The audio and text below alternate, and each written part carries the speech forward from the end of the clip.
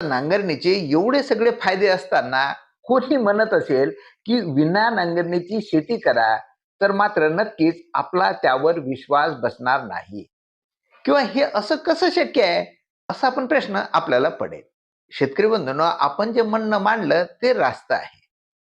परंतु आपण ज्यासाठी शेत नांगरता त्याची जी उत्तर आपण सांगितली, त्याबाबत मी काही प्रश्न आपल्याला विचारतो. माझ्यासोबत आपण सुद्धा या प्रश्नाचं प्रामाणिक उत्तर स्वतःला द्यायचा प्रयत्न करायचा आहे. तसेच आपल्या गावातील इतर शेतकऱ्यांसोबत ह्या प्रश्नाच्या आधारे चर्चा करा. काही शेतकरी म्हणतात की जमीन नांगरल्याने भुसभुशीत होते. तर माझा प्रश्न हा आहे की आपल्या धुऱ्यावरची जमीन, जिला आपण नांगरत नाही, ती भुसभुशीत असते का दरवर्षी नांगरलेलं शेत भुसभुशीत आहे? ते तुम्हाला तपासायचं आहे. तुमचं उत्तर काय असेल? इतर शेतकऱ्यांना पण हा प्रश्न विचारा.